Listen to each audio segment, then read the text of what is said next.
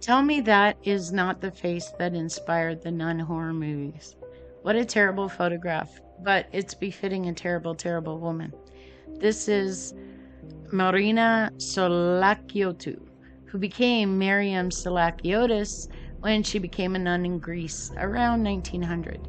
She was a follower of a man who called himself Archbishop Matthew of Vrestina. He wasn't accepted by either the Greek Orthodox Church or the old calendarists. So Marina and Matthew are kind of out there on their own. But there was something a brewing because somehow Matthew and Seleuciatus and a small group of other nuns get the money together to build a monastery near the town of Karatia. There's no legal explanation for where that money came from, but no one really pushed it at the time. So the monastery opens, and part of it is a convent, because nuns. In 1938, the convent begins advertising itself as a free-of-charge treatment center for tuberculosis, a deadly infectious lung infection that needs medical intervention for recovery most times. Well, a lot of folks in Greece didn't have the money for other treatments, and so their hope was with this tuberculosis treatment center. Except there was no treatment. None. Doctors weren't even allowed to come there, only ever admitted in to sign death certificates. So about 150 people died terrible deaths in this way, by most estimates. Just neglected to death. And when I say neglected, it wasn't just a lack of medical care, it was a lack of appropriate food as well. The 7 nuns there, led by Seleuciotis, did little to nothing for their patients. The non-existent treatment was not free either. Most of the patients there were forced or coerced to sign over the property and give up cash and other assets to the nuns, or to leave them everything in their wills. And by them I mean Miriam. Not the convent or the monastery or the church, but Miriam.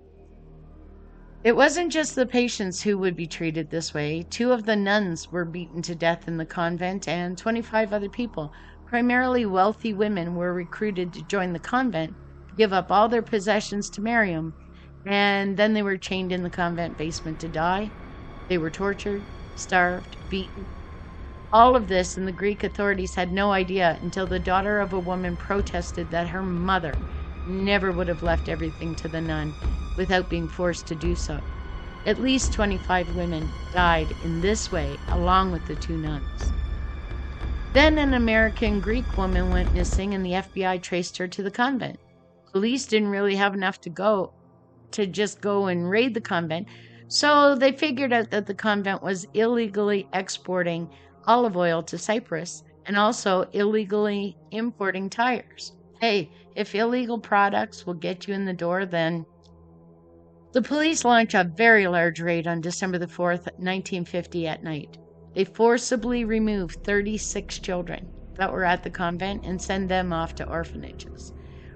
They then freed several half-naked, half-starved, sick, elderly women who were tied up in the basement and made records of the poor food quality being provided. Authorities charged Seleuciotis and 13 other nuns and monks with homicide, fraud, forging wills, blackmail, and torture. Because Jesus would do all that, right? So very Christian of them all. Seleuciotis only gets through 3 trials before she dies.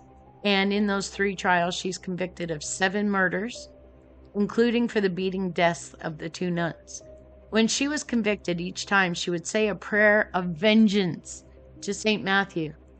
She received sentences that amounted to 14 years and died in prison.